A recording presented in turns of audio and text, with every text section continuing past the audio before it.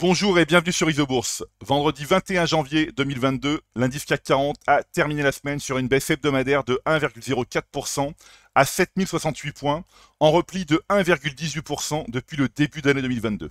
Alors après 2 semaines marquées par une vive rotation sectorielle en faveur des valeurs cycliques contre les valeurs de croissance, les marchés financiers mondiaux se sont mis en quête cette semaine d'un équilibre entre les deux types de valeurs, accentuant les mouvements baissiers dans tous les secteurs.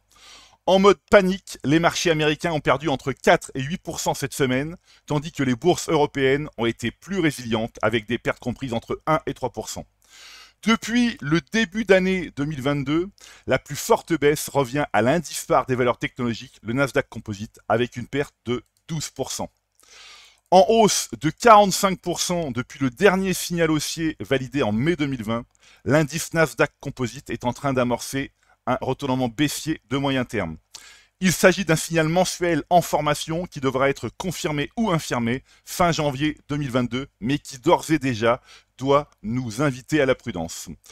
Alors que la technologie US est à la limite de la rupture à moyen terme, eh bien, le principal indice de la bourse de Paris, le CAC 40, reste inscrit dans une tendance haussière de moyen terme depuis le croisement des courbes de pression isobourse 5 et 20 mois validé en janvier 2021.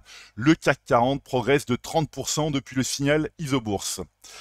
La méfiance qui grandit outre-Atlantique est bien visible sur le consensus moyen terme des indices mondiaux. En effet, les signaux d'allègement et de vente en formation sur les grands indices américains doivent nous inciter à la plus grande prudence sur les actions US. Alors il reste précisément 6 séances pour clore le mois de janvier 2022 et valider ou invalider les signaux mensuels en construction. Je rappelle qu'un signal mensuel se construit du premier jour de cotation du mois jusqu'au dernier jour de cotation du mois et n'est validé que le dernier jour de cotation du mois. Il faut être extrêmement prudent, mais comme le dit l'expression, il ne faut pas vendre la peau de l'ours avant de l'avoir tué. La semaine prochaine sera décisive puisqu'une nouvelle réunion de la Réserve fédérale américaine au sujet de la politique monétaire aura lieu les 26 et 27 janvier prochains. C'est pourquoi, en cette période d'intense nervosité, il faut plus que jamais continuer à faire preuve de rigueur et de patience en restant bien à l'écart des valeurs dont la tendance majeure est baissière et en conservant les autres en portefeuille. Alors pour imager la patience et la rigueur, analysons quelques-unes des 100 plus grandes sociétés US. Alors avec un gain de près de 18% depuis le 1er janvier, l'action ExxonMobil est la plus forte hausse du S&P 100. Le modèle isobourse est positif à moyen terme sur le titre de la majeure pétrolière depuis le croisement haussier des courbes de pression isobourse 5 et 20 mois validé en février 2021. Le titre ExxonMobil progresse de quasiment 30% depuis le signal isobourse.